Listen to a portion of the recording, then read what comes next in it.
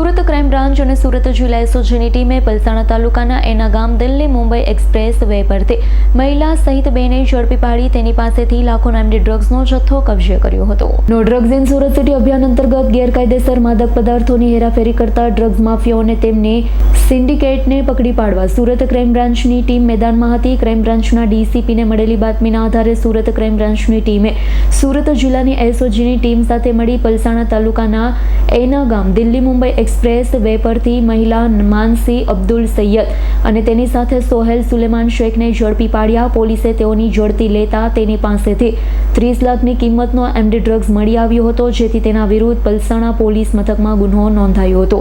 સુરત શહેર crime બ્રાન્ચને interstate drug racket પકડવામાં ખૂબ મોટી સફળતા મળી છે.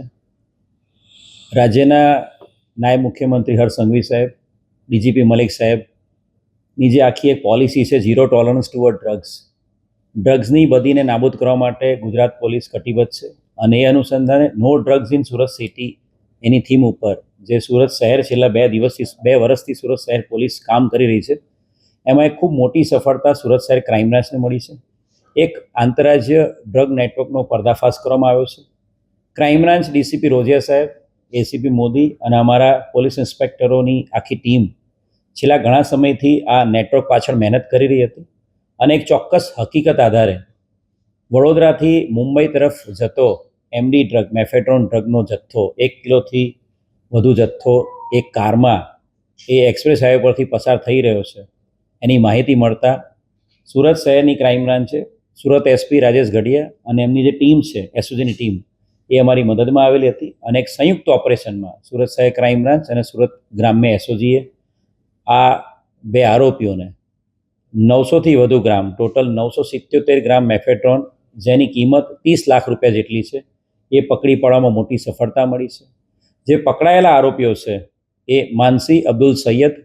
માનસી પોતે હિન્દુ છે અને મુસ્લિમ વ્યક્તિ સાથે મેરેજ કરેલા છે, જેનું નામ માનસી અબ્દુલ સૈયદ 41 વર્ષની છે.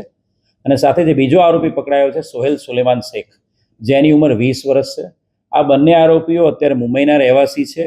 એ સાંતાક્રુઝ ઈસ્ટ મુંબઈમાં રહે છે. બંનેના આજુબાજુમાં જ ઘર છે અને ઘણા વર્ષોથી એકબીજાને ઓળખે છે. આ આરોપીઓ પાસેથી 977 ગ્રામ મેફેડ્રોન સાથે મોબાઈલ, એની સાથે સાથે એની પાસેથી અલગ અલગ જે પ્લાસ્ટિકની થેલી, ઝીપ બેગ જે સપ્લાય કરવા માટેની, એમ મળીને કુલ 30 લાખનો મુદ્દામાલ કબજે કરવામાં આવ્યો છે.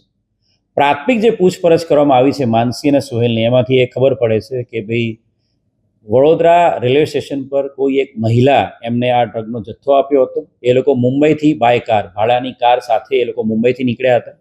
વડોદરા એક મહિલા પાસેથી એમણે આ ડ્રગનો જથ્થો, રેલવે સ્ટેશન પાસે એક મહિલા પાસેથી આ ડ્રગનો જથ્થો લીધો હતો અને આ ડ્રગનો જથ્થો એ મુંબઈ લઈ જઈને એ પોતે અલગ અલગ વ્યક્તિઓને સપ્લાય કરતા હતા, ડ્રગ પેડલર તરીકે કામ કરીને. જે ઇન્ટ્રોગેશનમાં જે ખબર પડે છે એ પ્રમાણે માનસી અબ્દુલ સૈયદ એ 2015થી પોતે પણ એમડીનું સેવન કરે છે, ડ્રગ્સનું સેવન કરે છે અને ડ્રગ એડિક્ટ છે. અને ઘણા લાંબા સમયથી ડ્રગ્સના આ સપ્લાયના અને પેલ્ડરના અને બિઝનેસમાં સંકળાયેલી છે. આની પહેલાં પણ ઇન્દોર ક્રાઇમ બ્રાન્ચ છે અને 2021માં 100 ગ્રામ એમડીના ડ્રગ્સ સાથે પકડેલી છે. ઇન્દોર ક્રાઇમ બ્રાન્ચ પોલીસ સ્ટેશનના 29/2021ના ગુનામાં એ 4 વર્ષ જેટલું જેલમાં રહેલી છે અને 4 વર્ષ એ જેલમાં સજા કાપ્યા બાદ એ બેલ આઉટ થયેલી હતી. એની જે પૂછપરછ કરી ત્યારે જે ઇન્દોરમાં એ જે 100 ગ્રામ એમડીના જથ્થામાં પકડાયેલી હતી 2021માં, ત્યારે એવું ખબર પડે છે કે મધ્યપ્રદેશના અલગ અલગ જિલ્લાઓમાં એ પાર્ટીઝમાં આ ડ્રગ સપ્લાય કરતી હતી અને 2-3 વર્ષ સુધી એ મધ્યપ્રદેશમાં એક્ટિવ હતી. અને ઇન્દોરમાં 31 ડિસેમ્બરની પાર્ટીમાં સપ્લાય કરવાના ઈરાદે એ નાના બાળકોના ડાયપરમાં આ ડ્રગ સપ્લાય કરવાનું કામ કરતી. ત્યારે એની ધરપકડ 2021માં ડિસેમ્બર મહિનામાં થયેલી હતી. એટલે ઇન્દોરના અલગ અલગ જિલ્લાઓમાં 2 થી 3 વર્ષ સુધી ડ્રગનું જે નેટવર્ક હતું એનો પર્દાફાશ એને પકડવાથી થયો હતો. અને ઘણા સમયથી એની પર વોચ ક્રાઇમ બ્રાન્ચની હતી. માનસીની પૂછપરછ કરતાં એવું ખબર પડે છે કે પોતે પહેલાં મલેશિયન એરલાઇન્સમાં એર હોસ્ટેસ તરીકે પણ કામ કરી ચૂકેલી છે અને પહેલાં એ અલગ અલગ કન્ટ્રીઝમાં પણ અલગ 7 થી 8 કન્ટ્રીઝમાં પણ એ જઈ આવેલી છે. એટલે સાતીર અપરાધી છે. છેલ્લા 10 વર્ષથી ડ્રગ્સના નેટવર્કમાં જોડાયેલી છે અને જેલની સજા પણ કાપી ચૂકેલી છે. એક ખૂબ મોટી સફળતા આ બે આરોપીઓ માનસી અબ્દુલ સૈયદ અને સોહેલ સોલેમાન શેખને પકડીને આંતરરાજ્ય ડ્રગના નેટવર્કને તોડી પાડવામાં સુરત સહાયક ક્રાઇમ બ્રાન્ચને મળી છે. Bureau report S9 news Surat. અમારી તમામ માહિતીથી અપડેટ રહેવા માટે જોડાયેલા રહો S9 ન્યૂઝ સાથે.